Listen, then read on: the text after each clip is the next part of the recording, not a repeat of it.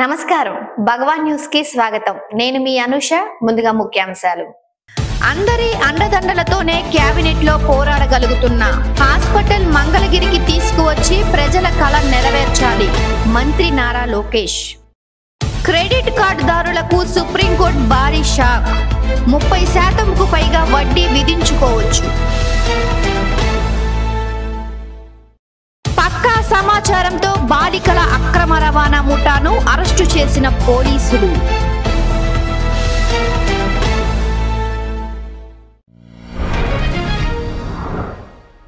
శ్రీ సత్యసాయి జిల్లా మడకశిర మండలంలో ఘోర రోడ్డు ప్రమాదం జరిగింది. బుల్ల సముద్రం సమీపంలో ఆగి ఉన్న లారీని టెంపో వాహనం ఢీకొట్టింది. ఈ ప్రమాదంలో 4 అక్కడికక్కడే మృతి చెందగా 10 మందికి గాయపడ్డారు.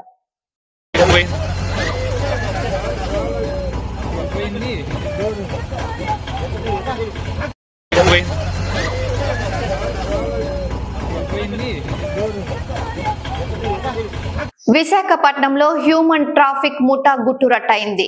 కిరండోల్ విశాఖ ఎక్స్ప్రెస్ లో బాలికల అక్రమ రవాణా ముఠాను పోలీసులు అరెస్టు చేశారు.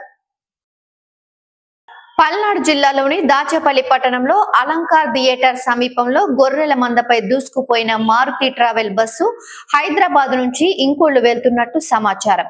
సుమారు 150 గొర్రెలు మృతి చెందాయి. గొర్రెల కాపరి మల్లేష్ ప్రమాదంలో గాయపడ్డారు.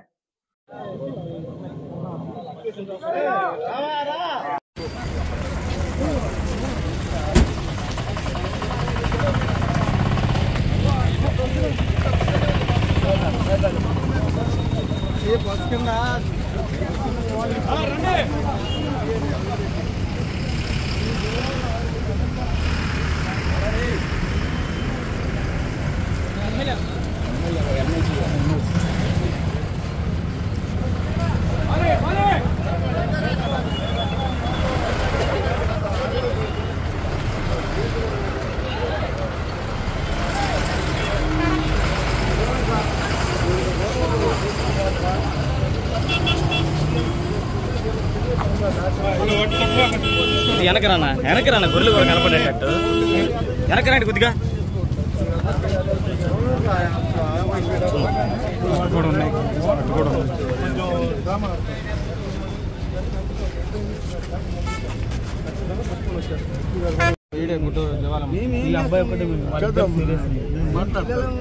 నేను కూడా నర్సరాపేట వెళ్తాను.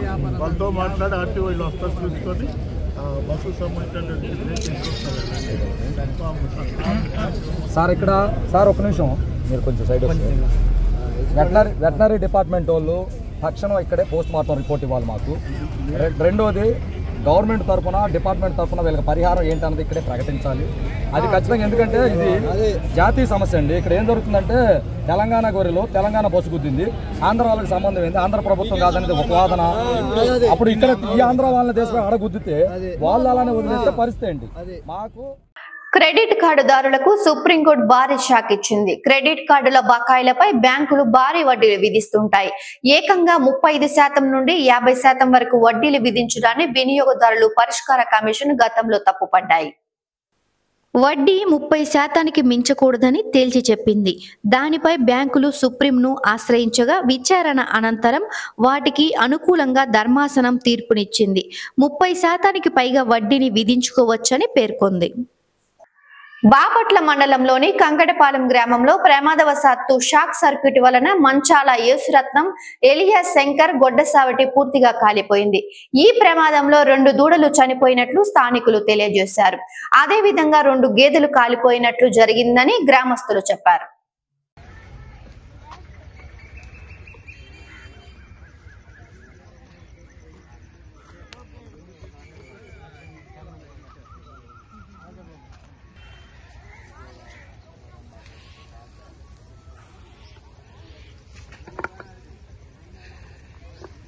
రాష్ట్రంలోని 10 జిల్లాల్లో వరద ప్రభావ బాధితులకు రుణాల రీషెడ్యూల్ చేయడానికి కేబినెట్ ఆమోదం తెలిపిందని బాపట్ల జిల్లా ఇన్ఛార్జ్ మంత్రి పొలుసు పార్థసారథి అన్నారు. ఇటీవల వచ్చిన వరదల్లో విజయనగరం, ఏఎస్ఆర్ కాకినాడ, ఏలూరు, పశ్చిమ గోదావరి, కృష్ణా, ఈ గుంటూరు, బాపట్ల, పల్నాడు, ఎన్టీఆర్ జిల్లాల్లో 38-24 తదుపరి వరద ముంపునకు గురైన ప్రాంతాల రైతులకు రుణాలు రీషెడ్యూల్ చేయడానికి పర్మిషన్ ఇవ్వడం జరిగింది. 50,000 లోపు మంజూరు చేయబడిన రుణాలపై ఇండియన్ స్టాంప్ యాక్ట్ ప్రకారం ఏదైతే ఫీజు చెల్లించాలో ఆ ఫీజుకి ఎగ్జంప్షన్ ఇవ్వడం జరిగిందని చెప్పేసి కూడా డ్యూటీ చెల్లి మరి రిజిస్ట్రేషన్ చట్టంకు లోబడి యూజర్ ఛార్జీలను మినహాయించడానికి మరియు రుణాలని రీషెడ్యూల్ చేయడానికి కొత్త రుణాల మంజూరు ఇప్పటికే ప్రభుత్వం జారీ చేయబడిన ఉత్తర్వులు GOMS నంబర్ 235 రాటిఫై చేస్తూ మంత్రిమండలి ఆమోదం తెలిపింది. ఈ ఉత్తర్వులు 31/3/2025 వరకు అమల్లో ఉండే విధంగా చేసిన ప్రతిపాదనకు మంత్రిమండలి ఆమోదం తెలిపింది. అంటే మొన్న నష్టపోయిన రైతులు రుణాలు రీషెడ్యూల్ చేసుకుంటానికి లేదా కొత్త రుణాలు తీసుకోవడానికి స్టాంప్ డ్యూటీ కట్టాల్సిన అవసరం ఉంటుంది. ఆ స్టాంప్ డ్యూటీ నుంచి మినహాయింపు చేయడం జరిగిందని చెప్పేసి మనం చేస్తాం. అదేవిధంగా 24-25 ఏడాదిలో కొనసాగుతున్న వరి సేకరణ కార్యకలాపాలకు అనుగుణంగా Andhra Pradesh state cooperative marketing federation కి 1000 కోట్ల అదనపు రుణాన్ని జాతీయ సహకార అభివృద్ధి సంస్థ నుండి పొందేందుకు గాను ప్రభుత్వ హామీని పొడిగించడంతో పాటు నేషనల్ కోఆపరేటివ్ డెవలప్మెంట్ కార్పొరేషన్ నుండి రాష్ట్ర పౌర సరఫరాల కార్పొరేషన్ లిమిటెడ్ కు బదిలీ చేసేందుకు చేసిన ప్రతిపాదన మంత్రిమండలి ఆమోదం తెలిపింది. దీని మూలంగా ఎప్పుడూ లేని విధంగా కొంతమంది రైతులకు ధాన్యం సరఫరా చేసిన 6-7 గంటల్లో కూడా సొమ్ము చెల్లించిన ప్రభుత్వం ఈ కూటమి ప్రభుత్వం అని చెప్పేసి మనం చేస్తా ఉన్నాను. నేను ముఖ్యమంత్రి గారు అయితే ఇన్స్టెంట్ పేమెంట్ ఇవ్వడానికి ఏమైనా అవకాశాలు ఉన్నాయేమో, రైతు పండించిన ధాన్యాన్ని రైస్ మిల్ లో అన్లోడ్ చేయగానే దానికి సంబంధించిన డాక్యుమెంట్స్ జనరేట్ కాగానే అక్కడికక్కడే పేమెంట్ ఇచ్చే అవకాశాలను కూడా పరిశీలించమని చెప్పేసి ముఖ్యమంత్రి గారు చెప్పడం జరిగిందని చెప్పేసి కూడా, అంటే రైతులకి ఏ విధంగా అండగా నిలబడాలి అనే విషయంలో ఈ ప్రభుత్వం ఎంత చిత్తశుద్ధితో ఉందో దీని ద్వారా తెలుస్తుందని చెప్పేసి మనం చేస్తాను. మీ అందరి అండదండలతోనే క్యాబినెట్ లో పోరాడగలుగుతున్నానని 100 పడకల హాస్పిటల్ మంగళగిరికి తీసుకువచ్చి ప్రజల కళ నెరవేర్చాలని రాష్ట్ర మంత్రి నారా లోకేష్ అన్నారు. ఇప్పటికే క్యాబినెట్ ఆమోదం పొందిందని పేర్కొన్నారు. ఎన్నికల ఫలితాలు వచ్చే ముందర నేను కూడా ఎందుకంటే ఎన్నికలంతా బాగా కష్టపడ్డాం, పాదయాత్ర చేసా, కుటుంబంతో సమయం గడపలేదని బ్రహ్మని నేను దేవాంశ్ బయటకు వెళ్ళాం, ఇతర దేశాలకు వెళ్ళాం. ఒక 20 రోజులు అట్ట తిరుగుకుంటూ వచ్చాం. కరెక్ట్ గా ఎన్నికల రిజల్ట్స్ 2 రోజుల ముందే వచ్చాం. వస్తే బాబు గారితో కూర్చుని భోజనం చేస్తుంటే నేను బాబు గారితో నవ్వుతాను, మీకన్నా ఒక్క ఓటు మెజారిటీ నాకు వస్తున్నావా సార్ అని. బాబు గారు నవ్వుతా, కుర్రోలు కదా కొంచెం స్పీడ్ ఎక్కువ, చూద్దాంలే ఇంకా 2 రోజులు వస్తున్నాయి కదా నీ రిజల్ట్స్ అన్నారు. కానీ నిజంగా నాకు ఇప్పుడు కూడా గుర్తు, బాబు గారు అక్కడ టేబుల్ పొడుగ్గా ఉంటుంది, అక్కడ బాబు గారు కూర్చున్నారు, ఆయన పక్కన నేను కూర్చున్నా, అందరూ ఉన్నాం. ఆ రోజు అందరూ చాలా సంతోషంగా ఉన్నారు, ఆనందంగా ఉన్నారు. నా ఒక్కడికే చోట్ల పెట్టింది, నా బాగా గుర్తు. ఇప్పుడు కూడా బ్రహ్మ అడిగింది, ఆ రోజు కూడా అడిగింది, నేను చోట్ల పెడుతున్నాయి వచ్చేసింది కదా రిజల్ట్స్, మన ప్రభుత్వం వస్తుంది కదా అంటే మంగళగిరి మెజారిటీ ఎంత ఇక్కడ ఒక ఛాలెంజ్ గా నేను తీసుకున్నాను అని చెప్పాను. నేను అడిగింది మిమ్మల్ని 53,000 తల్లి, కానీ మీరు నన్ను 91,000తో గెలిపించారు. దాడితే కదా నన్ను ఒక్క ఓటుతో గెలిపించినా నేను పని చేస్తా, మీరు ఎంత ఎక్కువ ఇస్తే నాకంత బలం, కొండంత బలం. అది నేను యుద్ధం చేసి పోరాడి పవన్ అంతా కూడా అవసరం మీకు గుర్తుందా లేదా, పవన్ అంతా కూడా పోరాడతా, బాబు గారితో పోరాడతా, నిధులు తీసుకొస్తే అభివృద్ధి చేస్తా అని చెప్పి ఆ పోరాటం నేను చేస్తున్నా తల్లి. చాలా మంది తెలుసు ఆ పోరాటం నేను చేస్తున్నా. నియోజకవర్గం నా గుండెల్లో పెట్టుకుని కాపాడుకునే బాధ్యత నాది. మీ కుటుంబ సభ్యుడిని, మీ అన్నని, మీ తమ్ముడిని, మీ కొడుకుని, మీ మనవడిని మీరు ఏ బాధ్యత అయితే నాకు పెట్టుకున్నారో తప్పనిసరిగా ముందలు తీసుకెళ్తానని పవిత్ర మాసం అప్పుడు మీ అందరికి హామీ ఇస్తూ, మీరు గత ఎన్నికల్లో నాకు అండగా నిలబడ్డారు. నేను అడిగిన దానికన్నా ఎక్కువ మెజారిటీతో నన్ను గెలిపించారు, ఆశీర్వదించారు, నన్ను దీవించారు. దానివల్లనే ఈ రోజు కేబినెట్ లో కానివ్వండి, ఇతర మంత్రులతో మాట్లాడినప్పుడు నేను అడిగింది వాళ్ళు కాదని చెప్పే పరిస్థితి లేరు తల్లి. అమ్మ మనందరి కళ 100 పడకల హాస్పిటల్ శాంక్షన్ చేయించారు తల్లి. 2 నెలల్లో పనులు కూడా ప్రారంభించబోతున్నాం. అది కేబినెట్ మీటింగ్ వరకు వచ్చింది. కేబినెట్ మీటింగ్ వరకు వస్తే ఒక సీనియర్ మినిస్టర్ గారు మంగళగిరి కదా సార్ అప్రూవ్డ్ సార్ అన్నారు. నేను అడగాల్సిన అవసరం కూడా రాలా, ఎందుకంటే మీరు అట్లా ఆశీర్వదించారు, మెజారిటీ ఇచ్చింది. అది ఈ రోజు ఎవరు అడిగే పరిస్థితి లేరు. మంగళగిరి అంటే చేయాలి అనేది వాళ్ళకి అర్థమైంది. మీరు ఏదైతే బాధ్యత నా పైన పెట్టారో ఈ పవిత్ర మాసం అప్పుడు మళ్ళీ హామీ ఇస్తున్నా, ఏ బాధ్యత అయితే నా పైన పెట్టారో తూచా తప్పకుండా అమలు చేసి మళ్ళీ నేను మీ దగ్గరికి వస్తానని ఈ సభాముఖంగా తెలుపుకుంటూ, అభిమానులకు డిప్యూటీ సీఎం పవన్ కళ్యాణ్ చురుకు అంటించారు. తనని పని చేసుకోనివ్వండి, నేను బయటికి వస్తే నా మీద పడిపోతే నేను ఏ పని చేయలేనని అన్నారు. అంటే నా కోరిక ఒకటేనంటే నన్ను పని చేసుకునేవాడిని. మీరు నా మీద పడిపోతే రోడ్డు వేసారని ఇందాక అడుగుతా ఉన్నా, రోడ్డు వేద్దామంటే కనిపించలేరు. మీ అందరూ దండం పెడతాను బాబు, నాకు రోడ్డు చూడండి ఇవ్వండి అని. ఓజీ ఓజీ ఓజీ అంట. లేదంటే అన్న ఇదివరకు సీఎం అయిన వాళ్ళు ఇంకా పోలా, డిప్యూటీ సీఎం గారు సరిపోతాను, ఆనందించాను. ఇంకా అవి కాకుండా నేను అనేది ఏంటంటే యువతకు కానీ, ఆడపడుచులకు కానీ, పెద్దలకు కానీ, నేను వచ్చి మీకు నన్ను పని చేస్తే మీ భవిష్యత్తుకే మంచిది. నన్ను చుట్టుముట్టారనుకోండి, పని చేయాలి కదా.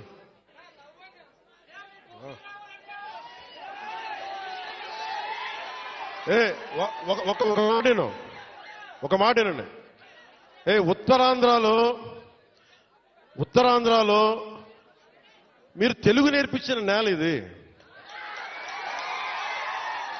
వాడుక భాష నేర్పించిన నేల ఇది, తిరుగుబాటు అంటే నేర్పించిన నేల ఇది. అంటే మళ్ళీ ఎవరన్నా దోపిడీ చేస్తుంటే ఎదురు తిరిగే నేల ఇది. మీరు ఈరోజు ఏమైపోయారంటే, మీరు సినిమాల మోజులో పడిపోయి మీరు పోస్టర్లు పెట్టి ఓజీ లేదంటే మిగతా హీరోలకి జైజీలు కొట్టి ఇవన్నీ కొట్టండి. కానీ మీరు గనక మీ జీవితంలో బాధ్యత తీసుకోకపోతే ముందుకెళ్ళారు. మీరు మాట్లాడితే అన్నా మీసం తిప్పు అంటారు. నేను మీసం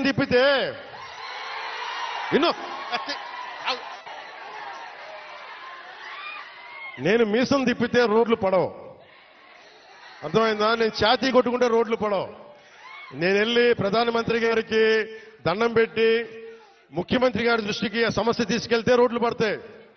అందుకని మీసాలు తిప్పడాలు, ఛాతీలు కొట్టుకోవడాలు నాకు చేతగా. పని చేయడం తెలుసు, నాకు పని చేయనివన్నాను.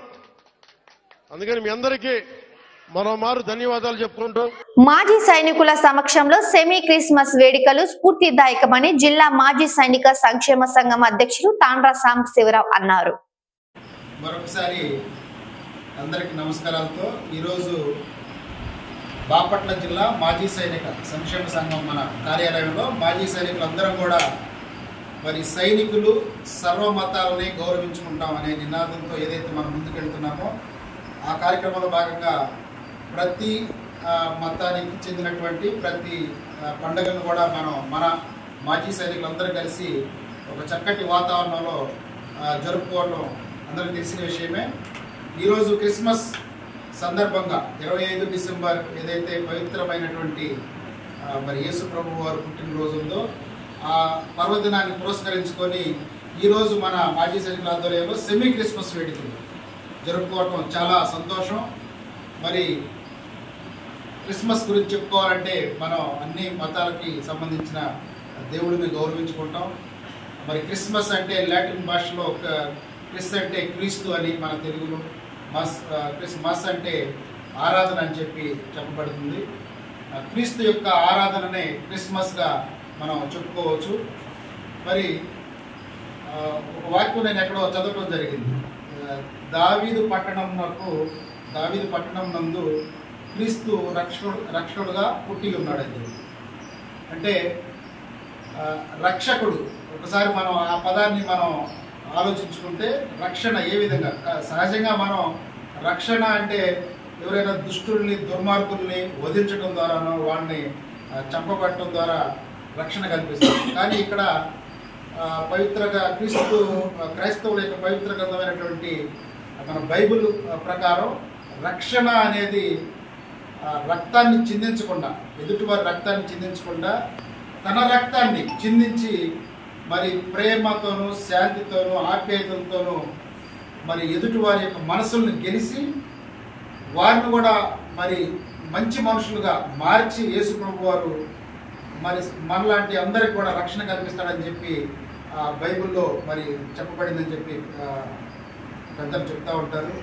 బాపట్ల పట్టణంలోని చీలు రోడ్డు వద్ద గల రుక్మిణి సమేత పాండురంగ స్వామి దేవాలయ ప్రాంగణంలో ధనుర్మాస ఉత్సవాల్లో భాగంగా 7వ రోజు తిరుప్పావై, విష్ణు సహస్రనామ, కృష్ణాష్టకం, గోవిందనామాలు పారాయణ కార్యక్రమం నిర్వహించారు.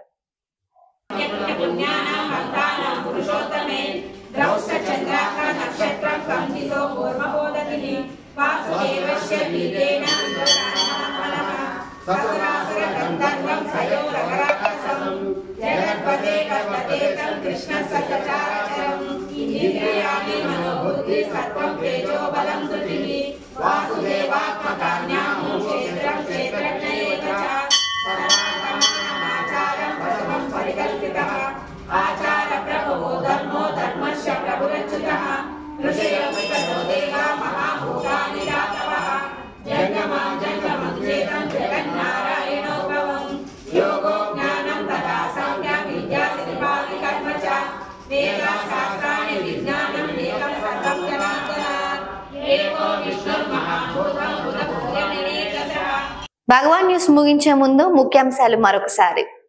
అందరి అండదండలతోనే క్యాబినెట్ లో పోరాడగలుగుతున్న హాస్పిటల్ మంగళగిరికి తీసుకువచ్చి ప్రజల కళ నెరవేర్చాలి మంత్రి నారా లోకేష్. క్రెడిట్ కార్డుదారులకు సుప్రీంకోర్టు భారీ షాక్, 30% పైగా వడ్డీ విధించుకోవచ్చు. పక్కా సమాచారంతో బాలికల అక్రమ రవాణా ముఠాను అరెస్టు చేసిన పోలీసులు. ఈ వార్తలు ఇంతటితో సమాప్తం. తిరిగి మరో బులెటిన్లో మళ్ళీ కలుసుకుందాం. అంతవరకు సెలవు. నమస్కారం.